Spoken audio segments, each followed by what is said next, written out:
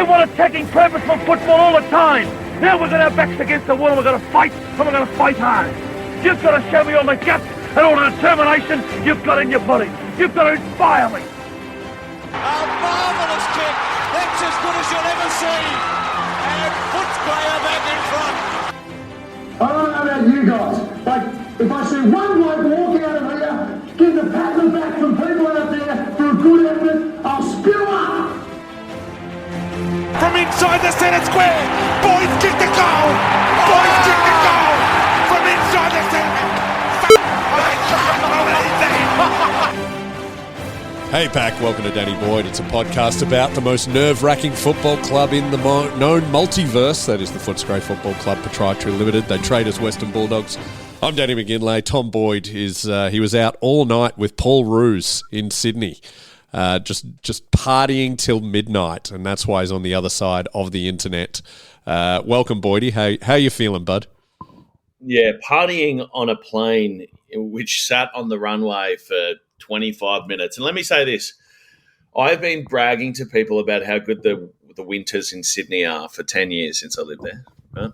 It rained from the moment that I stepped off the plane on Monday to the moment that I got back on the plane last night. It did not stop for a second, and apparently it hasn't stopped most of winter, so it can all get stuffed. Well, I got to say, I mean, you're a Melbourne boy through and through. You spent, 1 year in Sydney in total? Oh, about 10 and a half months, Danny. 10 and a half months. But that was enough to make you think that the weather is important. As a full-blooded Melburnian, mate, weather is to be ignored. Only Queenslanders care. The great lie, I think, is that Sydney have been telling us, or at least I've been telling myself, that it's just so superior. Yep. And I tell you what, because they got nothing else. Maybe Liam Pickering was on to something when he announced to the world that Tom hates Sydney, and he's never coming back. What people don't realise is when it rains, because Tom is 2 metres tall, it affects him more than everyone else because it hits him. Right. You find out at least 30 microseconds before anyone else. Well, I actually think the height, true as it may be, that I get 30 microseconds on everyone else. The people who really care are those who are a bit thin of hair. Those people who can't let it get wet because obviously the cracks start to show and they're perfectly. Now, I'm not pointing fingers at someone who I may work with, but let me say this. I don't get that concerned about it because I have far too much hair, not too little. So you're not talking bald men like me. You're talking balding men. Balding men. Men are the rain is their nemesis. Yeah. Well, look, I've anyone who's seen me do stand up in the past 18 months will know that I do a whole bit about the plight of balding men, and they should just come out of the closet, shave their head, get the bald pride going. There's nothing worse than being a balding man. I've seen this. It was very good. Very, very good. But also, I feel like there's a really great opportunity for balding men. Like, you can just get the wax done. Get the waxing done like a car would so that the water just beads on your head like a beautiful 8-ball, you know? Well, there seems to be a cure for baldness now. Like John Cena has come out and said, yeah, I got the plugs. You see all those guys going to Turkey and Thailand. They've got the things going around. So maybe I should get the hair again. But I feel, because I've done so much stand-up about how good it is to be bald, I can't go back. No, and also, like most of those things, I think it's something to be done during the transition period, not during the 10 years post-mortem. It'd be like if those gay conversion schools actually worked and Elton John just went, no, I've decided I want to be heterosexual again. It's a long time of public persona is one thing. Yeah. And why would you want to be? Enjoy it. That's why I'm having a bald Mardi Gras, and it's brilliant. And love yourself, Bulldogs fans. We'll start off with some sad news and a bit of an exclusive here for Danny Boyd. I think, look, I know the club won't be happy with me leaking this news, but we have an exclusive here. I just feel we need to talk about it. You know how Caesar is retiring end of the year. Yes. Been a very loyal servant. Everyone's patted Caesar, a great bulldog. But did you not find the timing interesting that it's this week. And we can reveal that Caesar was out with Jamara last week at the Love Machine nightclub, and Caesar's the one who pulled the gun out.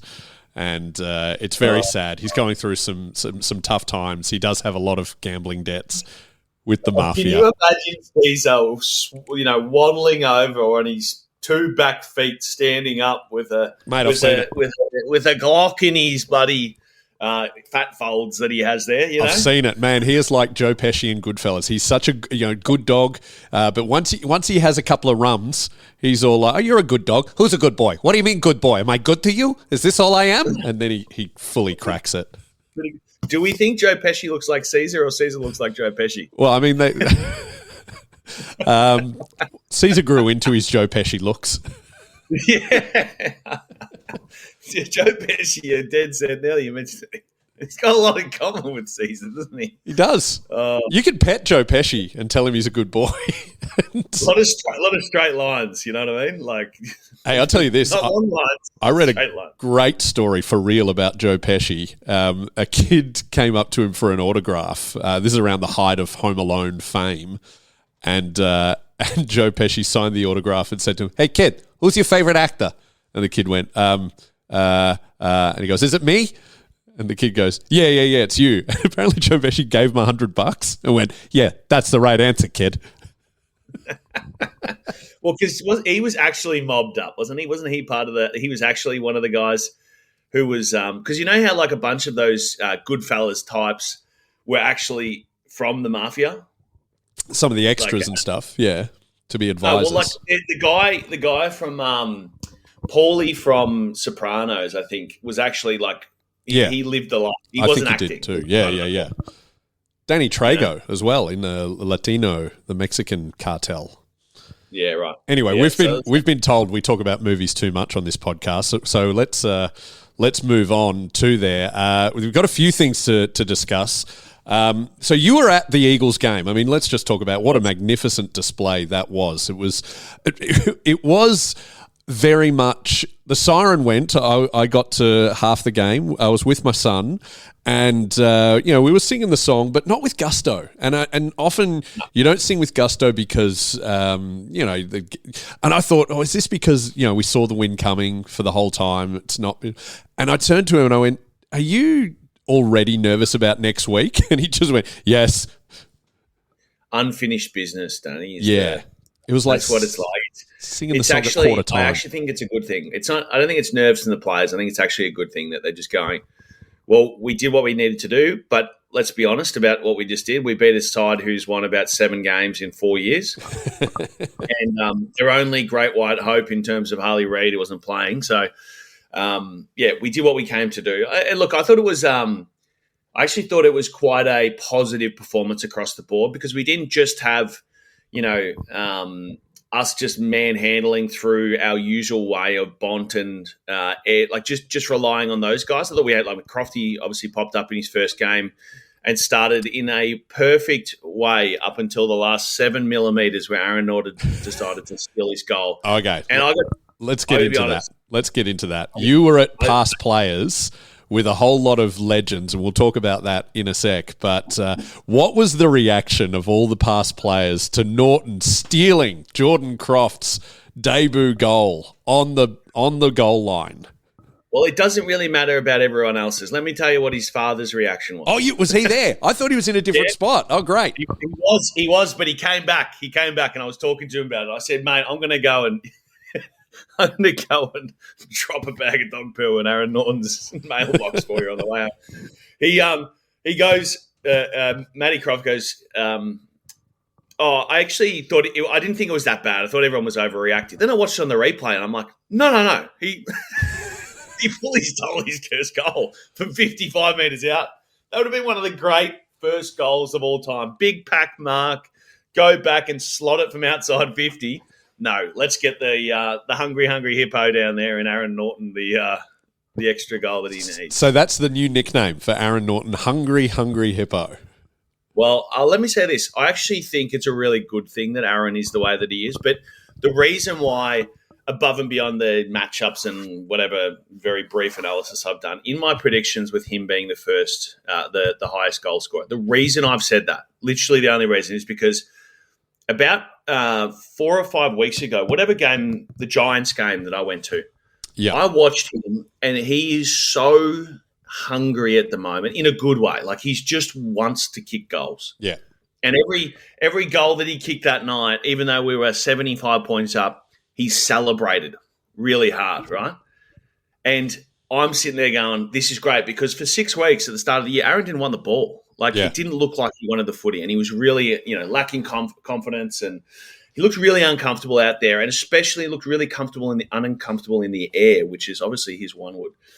Now, that might have gone a step too far, because not only did he steal Crofty's first goal, when Crofty took a mark in the pocket about 2 minutes later, Aaron, the left footer, starts going and talking in his ear like, oh, you could give me a handball here, mate. Give me a handball. Well, I think Norton knows that if Jeremy Cameron doesn't kick any goals this week and Norton gets 23, mate, he wins the Coleman. Well, exactly right. Exactly right. We did sit up on stage and do an interview with Bernie Quinlan and Jeff Jennings. The three of us, Kev Hillier interviewed us. And they asked Bernie Quinlan, he must have kicked 100 3 or 4 times or something like that, maybe? Yep, at both Footscray and Fitzroy, I think. Yeah, and he actually was the centre-half forward who, it's a bit like this. This is the crazy thing about Bernie Quinlan. He's got the same story that I do, but around kicking a lot of goals. But I did it one game in under 13s. And he did it in the AFL, which was I went to basketball training on a Sunday morning before I played footy, which I did every week for basically 4 years. And I got a big corky at basketball training, which never happens. So I couldn't ruck for the first time. So I sat at full forward and kicked 14. Hey. But Bernie did that. He goes, I had a sore knee, so I couldn't play centre forward. So then I went and kicked 116 goals that year at full forward. Hey, last night on Front Bar, we had Kelvin Templeton on, who's very keen to come on the podcast, by the way. And he kicked his 100th. I only learnt this last night in the interview. He kicked his 100th goal at Victoria Park. So only a few Bulldogs fans ran on. The rest were just angry Magpies fans. That's horrible. Yeah. Can I say, I Front Bar got one of the great compliments last night. I was up in Sydney and I was meeting with an absolute league fan, right? And he said to me, he goes, you've really stuffed me, Tom, because, we've been working together, me and this guy, for the last 3 or 4 years, or even longer maybe. And he said, I'm now just like really attached to the Front Bar. Oh, yes. He goes, because you just can't help but love the passion and the way they talk about this stuff like it's the best thing that ever happened all the time. He goes, you just don't get that in league. No one can string a sentence together, was his words. So, massive compliment. He doesn't give a shit about footy, so I thought it's very, very... That's pretty good. In his defence, if Front Bar didn't exist, you would think AFL media hated AFL. Like, we pride ourselves on being the only show on Channel 7 that actually likes footy. On only show on anything that likes footy. Yeah. It's... Actually, you know what? There's that one other one. What's that? The one with Felix von Hoff and the players that he gets on to do that little... silly show. What is that? Felix von Hoff? What a made-up person. No. Felix von Hoff was on The Bachelor or something. That's why I don't know him. He actually used to play basketball against me for 7 years. He was a really good player for Melbourne Tigers. And he's worked at Sportsbet on TV. But he's hosting this show, which he basically gets 3 or 4 of the current day players on each week. And they do funny, stupid gags. Basically. I think I have seen this, and yes, it's a sports bet show, isn't it? I have no idea. Overtime. Overtime. All right. Yeah, it's not aimed at my demographics. Front Bar for Jen. Not Overtime. Whatever's below me. Overtime is a separate show that he's doing. Anyway, I'll find it out. But that show. Okay, fair enough. That's a good one. Boydie is just sucking up to me, everyone, because he really wants to come on Front Bar, and. Hey, look, we're in talks. It'll happen. By the way, we need more. Danny Boyd fans, if you ever want to come along, we can. I can talk to the audience people and get you, especially if you're a Patreon. Definitely, the Patreons can get into the studio audience of the Front Bar. which would be good. But, Boydie, we're getting distracted. I want to talk to you about the Hungry Hippo, Aaron Norton. There was a lot of... when Sam Darcy and Aaron Norton were dominating the forward 50 over the last month, a lot of people were saying we should be calling Norton and Darcy the Two Towers. But one listener did ask me to come up with something better, because Two Towers is pretty dull. You know, when you got two tall forwards, the Two Towers, it seems pretty obvious. So I was trying to come up with something else. But now, with Jordan Croft there, I think we need to go to three. The Three Towers, but Three Towers it sounds good. So this is what I got. This is my three options for you. Tell me which one you like best. The Titanic Trio, the Sky Kings, or the Towering Infernos. Yeah, they're all a bit dramatic. Oh, mate, that's me. That's what I do. You know what? Let's not divulge back into talking about movies, because that's what they all sounded like. Titanic Trio. What are the name of the three dragons in Game of Thrones? That's popped up on my social media recently. Oh, look, I'll be honest. I stopped watching Game of Thrones after the first season, so the dragons weren't even born yet. I'd have to ask my wife. First season? There were too many characters. I only liked Tyrion. See the little fella?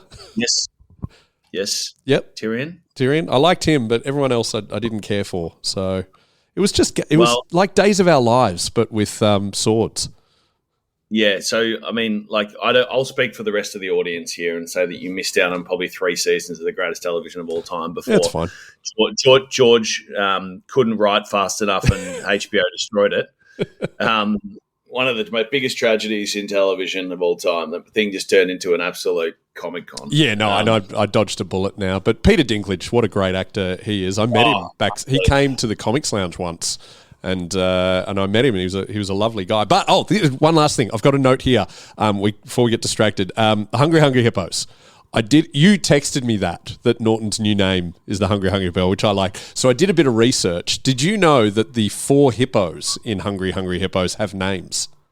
I presume so, but yeah, I've never done the research. There's actually a life-sized version of Hungry Hippos that kids can ride on. You know what I mean? Like, cool. You instead of at the arcade at Crown. So anyway, that's a great idea. The 4, I mean, they were going to make a movie, by the way. I've also found that out in my research, but it's trapped in developmental hell. Not a lot of scope for hippos that are bolted to the floor to do much. Mate, they made a movie out of Battleship involving aliens and it had Rihanna in it. And sorry, we're doing movies again. But anyway, the 4 hippos are called Hungry, Sweetie, Bottomless, and Berry. Now, we can't call him Hungry. That's Kevin Bartlett. Can't call him Sweetie. That's Jordan Sweet. So it's between Bottomless and Berry. And I think Berry's probably no good considering D. Berry, our captain of the AFLW. So I think Kevin Bartlett's relinquished the name because he played 400 years ago. And I do love KB, don't get me wrong. That's not an insult. He just, as I said to him when we did a gig down in Queenscliff at some stage, when you play Kev, did they have coloured television just yet? And he goes, Tom, I don't know, but I kicked a lot of goals or something like that. It was very good. And if you haven't seen him do he actually has like a whole show. It's really quite good. Like, he actually has like a whole, like, he has props, he has bits, he has like, he's really done a good job of it. It's really good. It's anyway, good to do a sports. So I think Hungry's up for grabs, and I would give that to Aaron Norton. I don't know about. I think Crofty's only young. He hasn't been squatting for a long time, so Bottomless is not a terrible name for him. You know what I mean? He's still building out his strength set. Yeah. And then what was Berry and what? Berry and Sweetie. Yeah. Now get rid of those. I like Bottomless for Norton. Like, because he's always hungry. He's just constantly. Yeah. And also, I'm thinking about it from the fact that the Crofty's got skinny legs. Oh, okay. Yeah, that's not bad. But also, I think in Norton for Bottomless, also because Norton does have the look of, an 80s porn star. So Norton just looks like the sort of guy who would walk around with no pants. Yeah. Yeah, I can get behind that. So Bottomless can work. I think I can get my, like, we just need to work out how to get Sam into the equation, because I can kind of do 2, but the choice between, where does Sam land in the equation? Sam's Maybe we a just say sweetie. Sam goes back to the ruck. I like the Titanic trio. Anyway, listeners, you tell us. What do you like? Tell us those nicknames. Titanic trio, Sky Kings, Towering Infernos, or any of the Hippos nicknames. Let's go. The other sad news we have was Taylor Duryea retiring this week. Now, you played a little bit with Doc. Doc 1, Doc Senior, Chief of Medicine. Yeah, he was great. He, we had a couple of people come across from the Hawks that had been under Bevo's tutelage. Jordan something. Lizard, we used to call him. Matthew Suckling, Doc Duryea. And it actually, you think about those great teams that the Hawks had and the left footers and the way they moved the ball. And, a lot of that was Bevo's doing, right? Because Bevo was a backline coach there, I think, for a number of years. So, when Doc came across in particular, he was just that sort of so Suckers was one thing because Suckers just had this unbelievable ability to kick the footy, right? And so it was this whole offensive backman trend that we were going down at the start at that time with in particular with him and JJ. But Doc was just like the seasoned, I can do the kicking, I can do the defending, I know how to play them big and small. He was a really versatile and obviously consistent player for us. And I think he's had a marvelous career. If you look across a couple of premierships and 200 games or 200 whatever amount of games that he played in the end. And, I think he's done a hell of a job for our club, and he only can have helped, obviously, look after those young boys over the last 3 or 4 years in particular. But I wonder, it strikes me that development coaching and those types of things would be in Doc's future. I think he's certainly up for it, and seems like it's something he's passionate about to me. He's the one that all the players say will go on to coach. Yeah. Now, what do you when you're? What does that exactly mean? I mean, I can sort of, I've been to some training and I see he's quite vocal in telling people what to do, but like obviously some people would do that and it just comes across as bossy. What is it about Doc that gives him, I don't know, the gravitas to maybe be a coach one day? Well, I think that there's a combination of things. Depends who says it. Like if it's a young boy, I think that there's just this mature to immature or older veteran type player to younger player relationship that they go, oh, this guy could be a coach because he's like, 10 years older than me and actually has his life in order and knows the game. Yep. Right. And I think that's really important. On the flip side, I think that there's the sort of footy intelligence. There was a few players that I played with over the years who just got it. And most of them, like, for instance, weren't typically forwards. Like Lockie Hunter was one of them who's just incredible footy IQ and just always able to see the game, adjust to the game, understand how the game should work. Bont's like that, but he's not as like crazy vocal. He's much more about, I'm just going to be the best player that I possibly can be and then direct everyone from there. There was a number over the years. Matty Boyd was a good example. Dale Morris was a good example. But the element that I really look at is, because it's all well and good to say they could go on and coach or they have the ability to. But most of the reason why players go on to coach soon after they've retired is that they, one, have just like the humility to step back from being a player and start, not being the center of attention and focus their attention on other people, which is really difficult to do. And two, you've got to be willing to work like crazy hours and not go back to wanting to spend time with your family, which is kind of what happens. Like most players will go, yeah, I just want to go and spend time with my family when they finish playing footy. I want to get my weekends back. Yeah. I want to. It took me 5 years, even as someone who only played six seasons, to actually get a concept of what a public holiday was. Like it was crazy.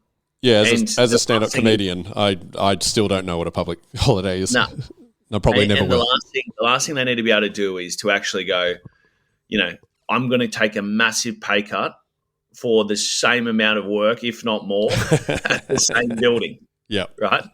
And that's basically the transition into development coaching, which is usually where the guys start. So I think there's a few elements to it, but I think Doc ticks a whole heap of those boxes. And there's a very good chance I'd say that, ideally he's at the Dogs next year as a development coach. Who knows? Yeah, that would be damn awesome. We haven't had any other retirings yet. So that is apart from Caesar, but that's before the courts. He's in remand as we speak. I'm looking at the ladder predictor as everyone is, and I mentioned on the banner this week. This is all that we do. I'm a bit dismayed, Boydie, that I can't get Hawthorn to drop out. Oh no! After all of that, after all of the attempts. Can Collingwood drop out? I think Collingwood still can, yes. That's good news. But hang on, no, Collingwood on 64 and Hawthorn. I must be doing this wrong. I need to get, to be honest, I often just give this to my son because he's he knows all the machinations. But it is, if all the results go the way that the favourites win, then it looks like we would play GWS in Sydney in the elimination final, which I'd be okay with. Yeah. We've had two very comfortable wins over them. I would love to beat them up there. We did lose to them once up there, though, didn't we? 2019. Yep. Yeah. Well, it'd be a good opportunity to make sure that ledgers significantly in our favour. That'd be a great game, wouldn't it? It'd be awesome to see us against them in the finals again. Selfishly. Yeah, no, it would be fun, and if that would be an away game, so I'd be thinking about heading up. But we could also do on air meeting time. We could do some sort of live event slapdash. I mean, how many weekend gigs have you got? Do you have to go out to, Bonnie Doon and talk to that footy club on Saturday afternoon, or? I think at least for the next little while, I've actually got my life back. Holy moly! Allow me to take that away from you. The 13th, probably. No, it's not the third. No, we got the week off. Yeah, so it'll be the 13th. No. The weekend off's the 30th. Next weekend off. Oh, right. Sorry, it's the 6th. It'll be the 5th, 6th. So the games are usually Thursday night, Friday night, Saturday afternoon, Saturday night. I reckon they would give us the Saturday afternoon if it's us v GWS because we are two of the smaller clubs. But we could get, maybe the Comics Lounge will show it. We could get the Danny Boyd crowd down and then we could all enjoy it together. Yeah, I think we absolutely should do something. And I think this is probably, as part of this conversation, which I wanted to have with you today, is so the scenarios are we miss out. Yep. Right? Yep. We get in and win. We get in, win 1, 2, 3, 4, right? So excluding the fact if we make a prelim and if we make a grand final, that's an A+ season, right? Yeah. If we win a final, it's like a A. If we make it, it's B plus. Round, B if we win one. Yeah, because considering how well we've played this year, I still feel winning only one would be a bit of a letdown. I feel like that is incredibly high expectations. Well, you know who you're talking to. I'm always convinced we're about to win the flag again. That's fine. So then what? So if we make it and drop out first round, what grade is that, Don?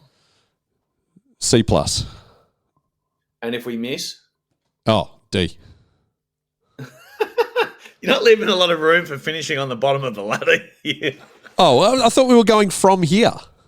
No, I know, but you've got to obviously have some perspective on the season as a whole. Okay, well, the question is, walking into the year, if this happened, what would the grade be? Even though I understand, we've played like this, we've got this certain perspective on how good we are as a team and how good we can play, and yada. I get all that. But at the end of the day, we could be nowhere near the finals, or we could be on the bottom of the ladder. Right. Okay. So bottom of the ladder, F. No, is E even a grade these days? It seems to just go F and D. Oh. So let's go. All right. Well, then D would be no chance of making finals. All right. C is making the finals and not winning one, or just missing out on finals. To me, that's the same thing. Yeah. So I would say winning a final is B+, because winning a final is really hard, right? Not for you. How many teams win a final every year, Danny? 6? Yeah, sounds about right. Yeah, so B to B+ year, I'd say. Okay. But the worst part about these grading systems is a bit like you said, that everyone just goes, yeah, but they should have done something else, and therefore it's really disappointing, right? Yeah. And they're all antagonistic grades designed to, spur on more negative conversations, which is exactly what we need in the football ecosystem. In fact, it's been too positive recently. I reckon, I feel like us missing out, I think, is an absolute disaster. I would heavily weight that to being very negative. C minus. It's absolutely horrendous if we don't get in. Yeah. Yeah. We get in and we lose. I'm at your C plus, but if we win a final, I'm up at the B plus sort of thing. That's sort of because I feel like we're a 6 to 10 team depending on how the season goes at the moment. Yeah. And if we get into the top 6, then it's that's at the upper end, and then anything above that is really good. That's what I think. Okay, that makes sense. What do you reckon the Dogs fans would say? I think they're as irrational as me. Send in your grades. All right, send us in your grades. So if we miss out altogether, we win one final, we get in and we lose, or we win one final. Just do those 3.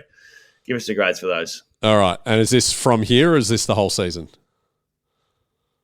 This is the reflection on the season after the scenario has played out. Miss out. C. Win one final. Make finals and lose. C plus. Win one final, but no further. B. Yeah. All right. Yeah. That's locked in. That's official. What do you actually think is going to happen? Well, in order to answer that, let me go to the Gigs Facts. Gigs Facts. Danny asks the questions and Boydie reacts. So sit on back and relax. Put on your thinking caps because we're gonna do the Gigs Facts. So, Gigs Facts. Many things. I'm very happy with this one, Boydie. You're gonna be. I've got to always phrase it as a question because that's in the theme song. How many round 24 matches do you think the Bulldogs have played in their history? 6. Spot on. Very good. What do you reckon our record is in the 6 round 24 matches? 2 and 4. 5-1, my friend. We have only ever lost. We have lost one game in round 24. I don't know what the answer is for round 23 then.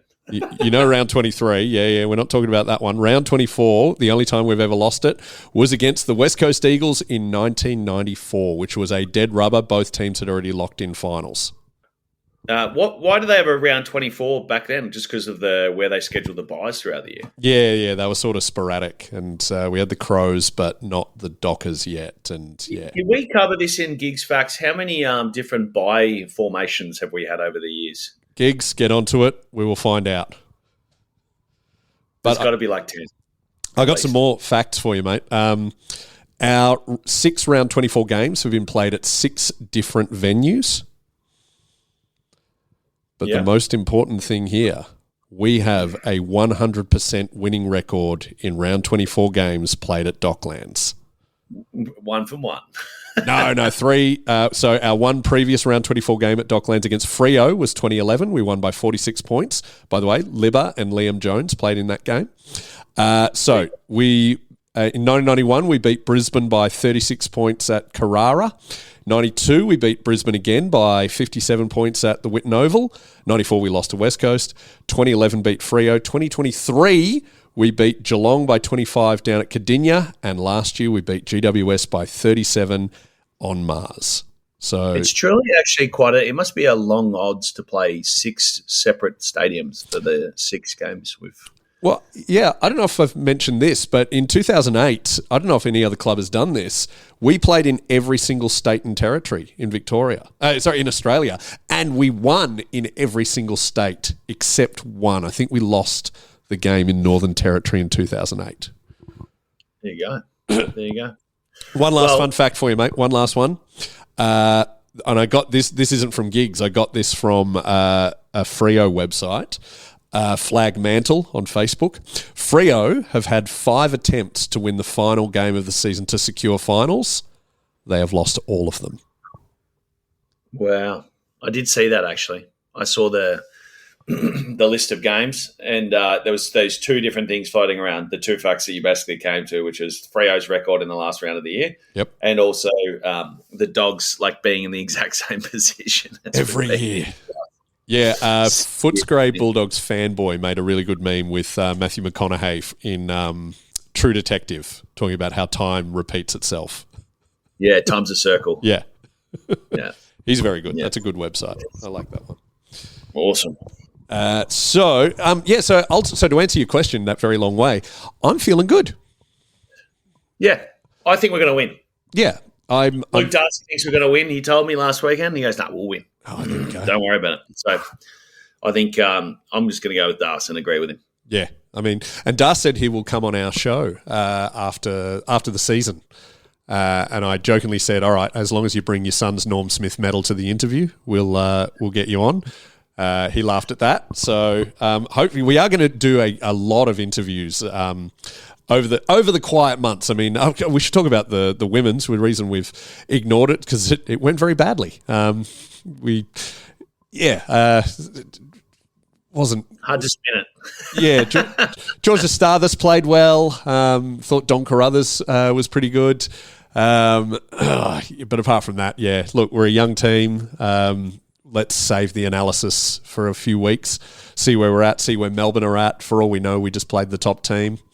It's a bit of the same old story for the W. So let's talk about the blokes because that's a bit more positive, and that's what we want to do here. Do you have anything else before we slip behind the paywall? Because I have a massive announcement for the Patreons, a real bonus that only they are going to get, and any new Patreons that join over the next before Monday will get an exclusive perk. And the rest of you will hear about it, but you will not get to experience the perk. So that's coming up after the paywall. Do you have anything else to tell the freeloaders, Tom Boyd? Yeah, the freeloaders, just remember that our VFL boys are doing absolutely unbelievable. Great point, and yes. They're not playing this week, right, so far as I can tell, but they will be playing finals coming up, and we've got to get down to support them, particularly during that weekend when the footy's not on, after we make finals. Playing Frankston Dolphins. But it'll be obviously at Whitten Oval, so that's going to be really good. It's not in the fixture. If you go to the Facebook page, Footscray Bulldogs VFL/AFL, I think that's where I saw something like that. It's only got 2 games in it. Oh, you're on the AFL Live app. Yeah. If you go on Facebook, I think someone's got it on there. Also, free-to-air people, if you're in Brisbane or anywhere in southeast Queensland, please, next Friday, come to the Sit Down Comedy Club. I'm doing that fundraiser show for Ukraine. I've got some very big names, very great local Brisbane comedians doing spot. All the money goes to the Ukraine Crisis Appeal. And if you're in Sydney, I'm doing one in October, and I'll be plugging that as well, closer to the date. But for those who are Patreons, we love you, and that's why we're going to tell you your big secret right now.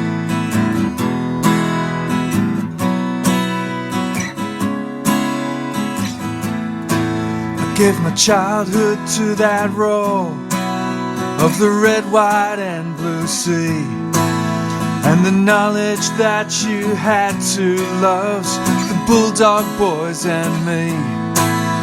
20 years on, I feel that longing hanging in September air. But the reason I go every week is to pretend you're still there. And they will find the glory one day, and I will throw it at your feet. It's a long, long road they're running for you, the dogs of Footscray streets.